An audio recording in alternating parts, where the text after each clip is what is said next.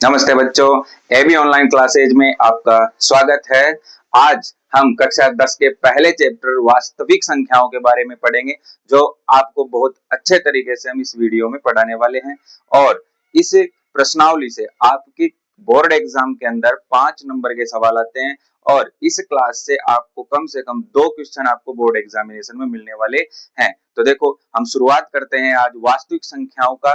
तो देखो बेटा, वास्तविक संख्या हमारे दो संख्याओं से मिलकर बनता है और वो संख्याएं होती है हमारे परिमेय और अपरिमेय। अर्थात परिमेय प्लस अपरिमेय, यानी परिमेय और अपरिमेय संख्याओं को जब एक साथ मिला दें तो वास्तविक संख्याओं का निर्माण होता है। अब हम ये पढ़ेंगे कि परिमेय संख्या कौन सी होती है और अपरिमेय संख्या कौन सी होती है। तो देखो, सबसे पहले अपन स्टार्ट करते हैं कि परिमेय संख्या क्या होती है। तो देखो, परिमेय संख्या कई प्रकार से हम पता कर सकते हैं। तो जैसे आपने पिछली कक्षाओं में भी पढ़ा होगा कि परिमेय संख्या की क्या डेफिनेशन होती है कि ऐसी संख्या जिसे हम p बटा q के रूप में लिख सकें और जहां पर q यानी हर में जीरो ना हो, उसको हम परिमेय संख्या कहते हैं। तो ऐसी संख्याएं कौन सी होती है जिनके हर में कभी जीरो नहीं हो सकता। तो देखो, पहले नंबर पर हम देखते हैं प्राकृत संख्या। तो सभी की सभी प्राकृत संख्या हमारी परिमेय होती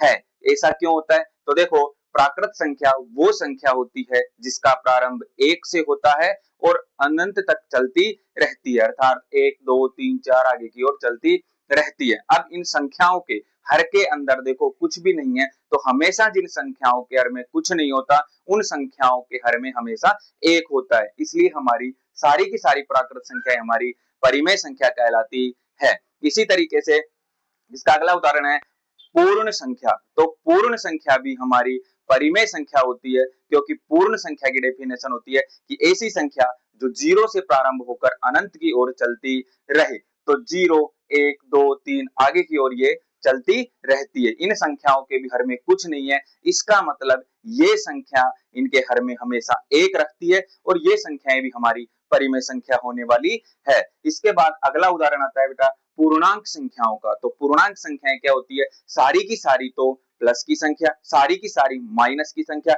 और जीरो को उनमें शामिल कर दिया जाए तो वो पूर्णांक का निर्माण करती है। और इनके हर में भी कोई भी संख्या नहीं होती, इसलिए हमेशा इनके हर में 1 होता है और इसलिए ये संख्याएं भी हमारी सारी की सारी जो है परिमेय संख्या होती है। तो इसका मतलब प्राकृत, पूर्ण और पूर्णांक तीनों संख्याएं हमारी परिमेय संख्या होती है। तो ये सारी की सारी हमारी परिमेय संख्या हुई। अब दूसरे नंबर पर परिमेय संख्याएं कौन सी होती है? तो बेटा दूसरे नंबर पर संख्याएं होती है कि जिन संख्याओं का दशमलव प्रसार, दशमलव प्रसार का मतलब होता है पॉइंट के बाद की संख्या। तो जिन संख्याओं का दशमलव प्रसार शांत हो, तो शांत का मतलब होता है पॉइंट के बाद कुछ निश्चित संख्याएं हो, जैसे 2 हो 3 हो 4 या 5, कुछ फिक्स संख्याएं हो, यानी वो चलता ना रहे, तो वो संख्याएं भी हमारी परिमेय संख्या कहलाती है।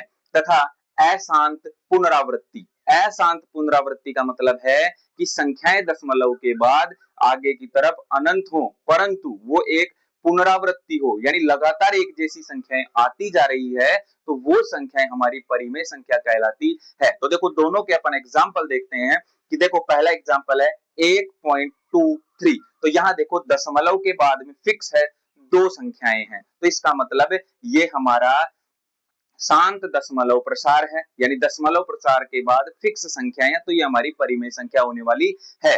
दूसरे एग्जांपल के अंदर देखो 0.2323 और ये सो ऑन है, यानी आगे की तरफ चलता जा रहा है। तो यहाँ पर ये दशमलव प्रसार हमारा अशांत है, अर्थात आगे की ओर चलता जा रहा है। परंतु यहाँ पर देखो क्या है, अशांत पुनरावृत्ति, यानी बार बार किसी एक संख्या या 2 संख्या की बार बार पुनरावृत्ति हो रही है, तो ये संख्या हमारी परिमेय होती है। तो यहाँ देखो 2 और 3 बार बार रिपीटेड है, इसलिए हमारी ये संख्या क्या होगी? हमारी परिमेय संख्या होगी। लास्ट बोर्ड एग्जामिनेशन में इसका आपका ऑब्जेक्टिव क्वेश्चन आ चुका है और उसके अंदर भी यही प्रश्न पूछा गया था कि निम्न में से कौन सी संख्या परिमेय है, और उसमें इस तरीके के सवाल दे रखा था कि जो संख्या रिपीटेड थी वो हमारी परिमेय संख्या थी, तो यहाँ पर 2 और 3 बार बार रिपीट में आ रहा है, इसलिए ये हमारी परिमेय संख्या होगी और इसको हम लिख सकते हैं 0.23 का बार उस संख्या पे लगाते हैं जो हमारी लगातार रिपीट होती रहती है। तो यहाँ 2 और 3 बार बार आ रहा है, इसलिए हम इसको लिख सकते हैं 0.23 का बार। ठीक है, तो इस तरीके की संख्या भी हमारी परिमेय संख्या होती है। तीसरे नंबर पर अपन परिमेय संख्या का प्रकार पढ़ते हैं। तो बेटा तीसरी संख्या का परिमेय का प्रकार ये होता है कि जिन संख्याओं के हर के अंदर 2 की पावर m गुणा 5 की पावर n का प्रकार हो तो वो संख्या हमारी परिमेय होती है। अर्थात यानी हर बटे के अंदर 2 की पावर m गुणा 5 की पावर n का प्रकार हो, अर्थात जैसे 1/100। तो जब हम 100 का अभाज्य गुणनखंड निकालते हैं तो 100 का अभाज्य गुणनखंड होता है बेटा 2 की पावर 2 गुणा 5 की पावर 2। तो यहाँ देखो 2 की पावर 2 यानी 2 की पावर m गुणा 5 की पावर n यानी का रूप बन रहा है, इसलिए यह संख्या भी हमारी परिमेय संख्या रहने वाली है। तो हमने इसमें 3 प्रकार देखे। पहला कि p बटा q के रूप में हो परंतु हर के अंदर 0 ना हो। दूसरा कि दशमलव प्रसार पॉइंट के बाद में कुछ फिक्स संख्याएं हो, शांत हो, या फिर अगर शांत नहीं है लगातार संख्याएं जाती जा रही है तो वो लगातार पुनरावृत्ति में हो, जैसे यहाँ पर हो रही है। तीसरा या हर के अंदर 2 की पावर m गुणा 5 की पावर n का प्रकार हो। तो इस प्रकार से हम सारी की सारी परिमेय संख्याओं को ज्ञात कर सकते हैं। तो बेटा परिमेय संख्या हम पढ़ चुके हैं, अब बताते हैं अपन अपरिमेय संख्या। तो देखो अपरिमेय संख्या की डेफिनेशन भी उसी तरीके से होगी हमारी जैसी परिमेय की थी कि ऐसी संख्या जिसे हम p बटा q के रूप में नहीं लिख सकते हैं वो हमारी अपरिमेय संख्या होती है, लेकिन उससे हमारे को कोई लेना देना नहीं है क्योंकि उस तरीके से हमारे को सवाल पूछता नहीं है। तो देखो अपरिमेय संख्या होती है, पहले नंबर पर मैं इसके आपको एक एग्जाम्पल दिखाता हूं कि पाई, बहुत ही इंपॉर्टेंट क्वेश्चन है कि पाई के बारे में आपसे पूछ सकता है। क्यों? क्योंकि आप देखो पाई की एक वैल्यू जानते हो 22/7, तो आपके हिसाब से वो 22/7 हम p बटा q के रूप में लिख सकते हैं। परंतु जब अगर आप स्टैंडर्ड बुक में देखोगे तो आज तक कोई भी वैज्ञानिक पाई की एक स्टैंडर्ड वैल्यू पता नहीं कर पाया है, यानी पाई का जो दशमलव प्रसार होता है वो अशांत होता है, इसलिए पाई एक अपरिमेय संख्या होती है। तो इसको अपन को याद करना है कि पाई एक अपरिमेय संख्या होती है, ये डायरेक्ट भी आपको क्वेश्चन में पूछा जा सकता है। ठीक है, दूसरा प्रकार देखते हैं बेटा, अंडर रूट के अंदर एक अपूर्ण वर्ग संख्या हो। अपूर्ण वर्ग संख्या से क्या मतलब है? जिसका पूरा पूरा वर्गमूल नहीं निकाल सके वो संख्या भी हमारी अपरिमेय संख्या होती है।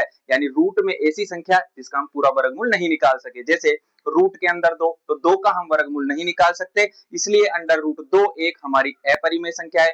अंडर रूट 5 में 5 का हम वर्गमूल नहीं निकाल सकते, इसलिए 5 अंडर रूट में ये भी क्या है हमारी एक अपरिमेय संख्या है। तीसरे नंबर पर होती है बेटा कि जिसका दशमलव प्रसार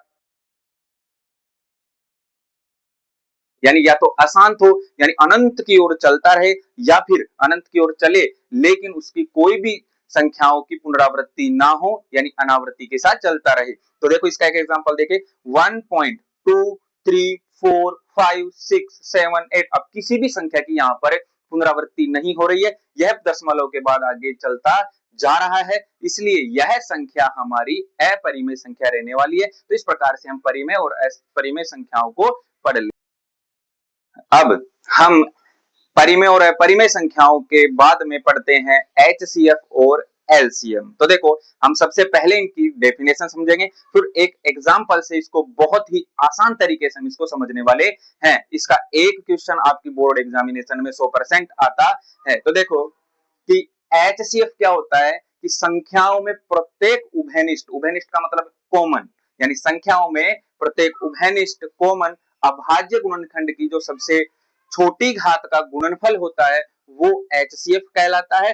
और LCM होता है संख्याओं से संबंधित प्रत्येक अभाज्य गुणनखंड की सबसे बड़ी घात का जो गुणनफल होता है वो हमारा LCM कहलाता है। अर्थात सबसे छोटी घात का गुणनफल HCF और सबसे बड़ी घात का गुणनफल LCM कहलाता है। इसको एक अपने छोटे से क्वेश्चन के द्वारा समझते हैं जो बिल्कुल आसानी से आपको समझ में आ जाएगा। तो देखो 6 और 20 का हमको HCF और LCM ज्ञात करना है, तो सबसे पहले हम 6 का और 20 का दोनों का अभाज्य गुणनखंड ज्ञात करेंगे। तो देखो 6 का अभाज्य गुणनखंड होगा हमारा 6 के अंदर 2 का भाग 3 बार, 3 के अंदर 3 का भाग 1 बार, तो 6 का अभाज्य गुणनखंड हुआ 2 गुणा 3, तो 6 का 2 गुणा 3। इसी तरीके से 20 का निकालते हैं तो देखो 20 का अभाज्य गुणनखंड होगा, 2 का भाग दिया 10, फिर 2 का भाग दिया 5 और फिर 5 का भाग दिया 1, अर्थात 2 गुणा 2 गुणा 5। तो यहां पर होगा 2 गुणा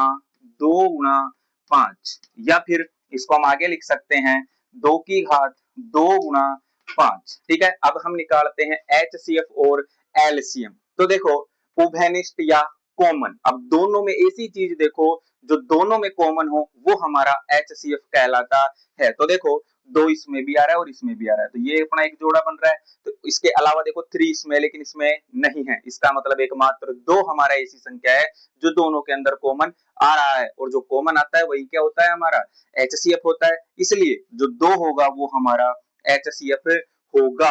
अब आती है बात LCM की, तो LCM के लिए देखो अभाज्य गुणनखंड कौन कौन से आ रहे हैं इन अभाज्य गुणनखंडों के अंतर के अंदर। तो देखो एक तो 2 आ रहा है अभाज्य गुणनखंडों में, एक 3 आ रहा है और एक 5 आ रहा है। तो कौन कौन से, 2, 3 और 5। तो इन तीनों की जो सबसे बड़ी घात है वो हम लेने वाले हैं, क्योंकि डेफिनेशन क्या होती है, सबसे बड़ी घात का गुणनफल। तो 2 की सबसे बड़ी घात क्या है, तो देखो इस वाले गुणनखंड में 2 की अधिकतम घात है 2, इसलिए 2 की घात 2 गुणा 3 की घात देखो अधिकतम यहीं पर है 1, इसलिए 3 की घात 1 गुणा 5 की कितनी अधिकतम घात 1। अब इनको हम गुणा कर लेंगे, 2 की घात 2 मतलब 4, 4 को 3 से गुणा किया 4 तिया 12, और 12 को 5 से गुणा किया तो 12 पंजे 60। तो इस तरीके से हम अपना HCF और LCM निकालते हैं।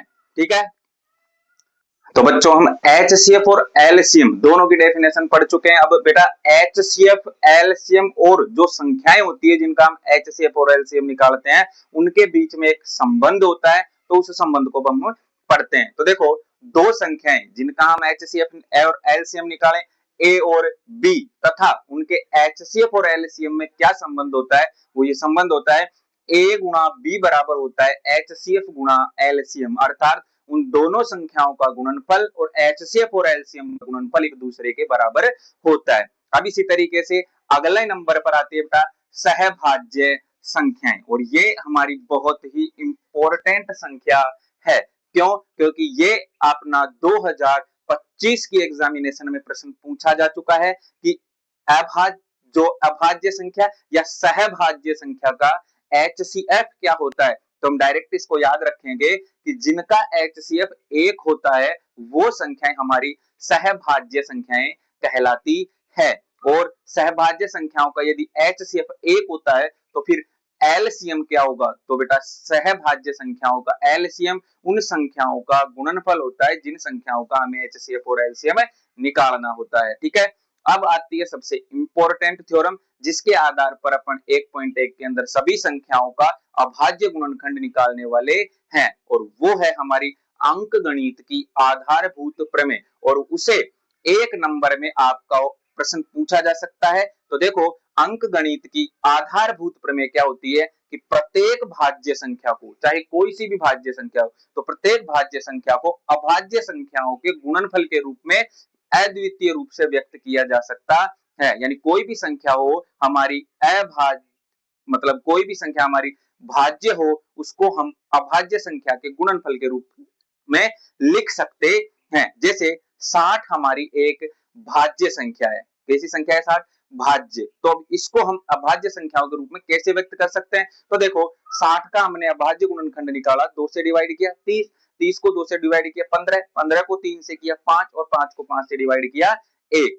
ठीक है, तो अब देखो हम 60 को क्या लिख सकते हैं, 2 गुणा 2 गुणा 3 गुणा 5, और दो बार आ रहा है इसलिए 2 की घात 2 गुणा 3 गुणा 5। तो देखो 2 भी अभाज्य संख्या है, 3 भी अभाज्य संख्या और 5 भी हमारी अभाज्य संख्या है, इसलिए 60 एक भाज्य संख्या थी, और इसको हमने अभाज्य संख्या 2, 3 और 5 इनके गुणनफल के रूप में व्यक्त कर दिया। इसलिए अंकगणित की आधारभूत प्रमेय बहुत ही इंपॉर्टेंट होती है।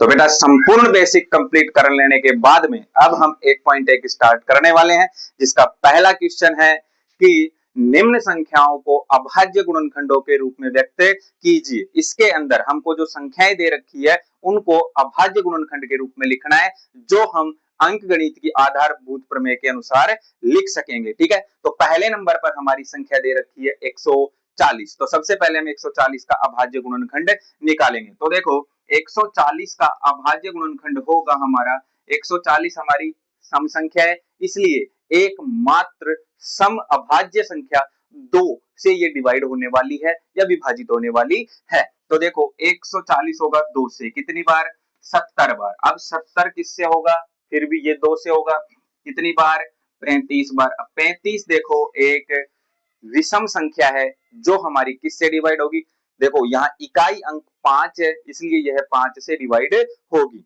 तो 5 से डिवाइड होगी कितनी बार, 5 सत्ते 35, तो ये 7 बार होगी, इसलिए 7 में किसका भाग जाएगा बेटा, 7 बार, और लास्ट में 1 आते ही हमारा अभाज्य गुणनखंड कंप्लीट हो जाता है। ठीक है, तो यहाँ क्या आया, 2 गुणा 2 गुणा 5 गुणा 7, तो 140 का अभाज्य गुणनखंड आया 2 गुणा 2 गुणा 5 गुणा 7। ठीक है, और 2 कितनी बार आ रहा है, 2 बार, इसलिए 2 की घात 2 गुणा 5 गुणा 7, ये हमारा 140 का अभाज्य गुणनखंड होने वाला है। ठीक है, अब इसी प्रकार अपन अगर देखें दूसरा है बेटा 156, तो 156 हमारी सम संख्या है, और सम संख्या हमेशा 2 से डिवाइड होगी। तो 156 को जब हम 2 से डिवाइड करेंगे तो ये होगी हमारी 78 टाइम्स। ठीक है, अब 78 को किससे डिवाइड करेंगे, फिर ये 2 से डिवाइड होगी, कितने टाइम्स, 39 टाइम्स। अब बेटा ये 39 एक विषम संख्या है, इसलिए ये विषम संख्या से डिवाइड होगी। तो विषम संख्या कौन सी आएगी, 13 को डिवाइड करने वाली विषम संख्या होगी हमारी 3, जो कितने टाइम्स होने वाली है, 13 टाइम्स होने वाली है। तो 3 से डिवाइड किया कितनी बार, 13 बार, और 13 में 13 का भाग जाएगा बेटा 1 बार। तो इसका गुणनखंड क्या आया, 2 आ रहा है हमारा, कितनी बार, 2 बार, इसलिए 2 की घात 2 गुणा 3 आया 1 बार, 3 गुणा 13, ये रहेगा हमारा इसका आंसर। अब इसी प्रकार हम इसका तीसरा सोल्व करते हैं, जो है हमारा 3825। तो 3825 को अब अगर हम देखें तो इधर देखते हैं हम 3825, ये हमारी विषम संख्या है। तो विषम संख्या से डिवाइड होती है, तो क्या ये 2 के बाद कौन सी अभाज्य संख्या आएगी, 3, क्या ये 3 से डिवाइड होगी। तो 3 से डिवाइड होने का नियम होता है बेटा, यदि इन संख्याओं को जोड़े और ये जोड़ने के पश्चात 3 के पहाड़े में आए, अर्थात 3 से विभाजित हो, तो ये पूरी की पूरी संख्या भी 3 से विभाजित होगी। तो देखो यहाँ पर 3 और 8 11, 11 और 2 13, 13 और 5 होते हैं बेटा 18, और 18 हमेशा 3 से डिवाइड होता है, इसलिए पूरी की पूरी संख्या भी किससे डिवाइड होगी, 3 से डिवाइड होने वाली है। तो इसको हम 3 से डिवाइड करेंगे तो ये होगी हमारी 3 एकम 3, 3, फिर 8 को डिवाइड करो, 3 दूना 6, 2 शेष रहेगा, इसके आगे लगा 3 7 21 और 3 पंजे 15। फिर देखो क्या ये वापस 3 से डिवाइड होगी या नहीं, तो देखो 1 और 2 3, 3 और 7 कितना हुआ 10, 10 और 5 15, इसलिए ये भी किससे डिवाइड होने वाली है, 3 से। ये कितनी बार होगी बेटा, तो 12 होगा 4 बार, और 75 होगा 25 बार। फिर देखो क्या ये फिर 3 से डिवाइड होगी क्या, तो देखो 4 और 2 6, 6 और 5 कितना होता है 11, और 11 हमारा 3 से डिवाइड नहीं होता, इसलिए यह संख्या हमारी है जो 3 से डिवाइड नहीं होगी। अब अगली अभाज्य संख्या की तरफ चलते हैं, तो वो कौन सी होती है 5, और 5 का विभाज्यता नियम क्या होता है कि जिस संख्या का इकाई अंक 0 और 5 हो, वो संख्या हमारी 5 से विभाजित होती है। और यहाँ देखो इस संख्या का इकाई अंक 5 है, इसलिए यह संख्या हमारी 5 से विभाजित होगी। तो कितनी बार होगी, तो ये होगी हमारी 8 पंजे 40 और 50 25, कितनी बार 85 बार। फिर क्या ये 5 से विभाजित होगी, हाँ ये भी 5 से विभाजित होगी, क्योंकि इसका भी इकाई अंक कितना आ रहा है 5। तो यहाँ इसको 5 से विभाजित किया, कितना 17 5 85, और 17 एक अभाज्य संख्या है, इसलिए 17 17 से ही क्या होने वाली है, विभाजित होने वाली है। तो यहाँ 17 से विभाजित होगी कितनी बार, एक बार। तो ये हमारा 3825 का है जो अभाज्य गुणनखंड होगा। 3 कितनी बार आ रहा है बेटा, 3 आ रहा है 2 बार, अर्थात 3 की घात 2 गुणा 5 कितनी बार आ रहा है 2 बार, इसलिए 5 की घात 2 गुणा 17 कितनी बार आ रहा है 1, इसलिए 17, ये हमारा 3825 का अभाज्य गुणनखंड रहने वाला है। तो पहले के 3 अपन पढ़ चुके हैं, अब चौथा इसका कि 5000 5। तो हम 5005 को भी अभाज्य संख्याओं के गुणनफल के रूप में व्यक्त करने वाले हैं और इसलिए इसका क्या निकालेंगे, सबसे पहले अभाज्य गुणनखंड। तो देखो 5005 का अभाज्य गुणनखंड निकाले तो ये एक विषम संख्या, इसलिए विषम संख्या से ही विभाजित होगी और इसका इकाई अंक 5 है, इसलिए ये किससे विभाजित होगी, 5 से। तो 5 से जब अपन इसको विभाजित करेंगे तो ये कितनी बार होगी, 5 एकम 5 और 0 में 0 और 5 एकम 5, ये हुआ हमारा 1000 एक बार विभाजित। अब ये 5 से विभाजित नहीं होगा तो अगली कौन सी संख्या आई हमारी अभाज्य, 7। तो 7 से डिवाइड करें तो 7 से कितनी बार डिवाइड होगी, 7 एकम 7, 7 चौके 28 और 7 एकम 7, यहाँ 30 बचा, 7 चौके 28 और 2 बचे और 7 दिया 21। तो 7 का भाग 1001 में कितनी बार गया, 143 बार। अब 143 क्या 7 से विभाजित होगी, नहीं। तो अगली हमारी अभाज्य संख्या कौन सी आएगी, 11 है। तो अब हम 143 को 11 एकम 11 है, कितना बचा, 14 में से 3, 3 को जैसे ही 3 के आगे लगाया तो 33 और 33 कितनी बार विभाजित होता है, 3 बार। तो 11 तिया 33 और अब 13 में 13 का भाग 1 बार। तो इसलिए 5005 का जो अभाज्य गुणनखंड करा वो क्या आया, 5, 7, 11 और 13। तो इसलिए 5 गुणा 7 गुणा 11 गुणा 13 ये हमारा आंसर रहने वाला है 5005 के लिए। ठीक है, अब अगला क्वेश्चन है इसका, वो है हमारा 7429, 7429। तो ये हमारा आपको पता रखना होगा क्योंकि ये एक ऐसी संख्या है वो ना तो 2 से डिवाइड होगी, ना 3 से, ना 5 से, ना 7 से, ना 11 से, ना 13 से। ये डायरेक्ट सबसे पहले जो पहली अभाज्य संख्या 17 से जाकर विभाजित होने वाली है। तो ये हमारी 17 से विभाजित होगी तो कितनी बार होगी, तो देखो 74, 17 चौके 68, कितना बचा 6, 6 को 2 के आगे लगाया तो 62, 17 तिया 51। ठीक है, फिर कितना बचा 11, 11 को लगाया 9 के आगे तो 119 और 119 को जब हम 17 से डिवाइड करेंगे तो 17 7 119 होने वाला है। अब 17 के आगे कौन सी अब आती है हमारी अभाज्य संख्या, 19। तो 19 से डिवाइड करें, 19 एकम 19, 19 दूना 38। ठीक है, फिर 38 कितना बचा, 43 तक जाने के लिए 5, 5 को 7 के आगे लगाया तो 57 और 19 तिया 57 होता है। अब 23 एक खुद अभाज्य संख्या, इसलिए 23 में 23 का भाग जाएगा एक बार। ये इंपॉर्टेंट है, आपको इसको पता करके रखना होगा। तो 7429 का जो अभाज्य गुणनखंड रहने वाला है वो रहेगा हमारा 17, 19 और 23। इसलिए 17 गुणा 19 गुणा 23 ये हमारा इसका अभाज्य गुणनखंड होता है। अब हमारा पहला क्वेश्चन अभाज्य गुणनखंड के रूप में अपन व्यक्त कर चुके हैं।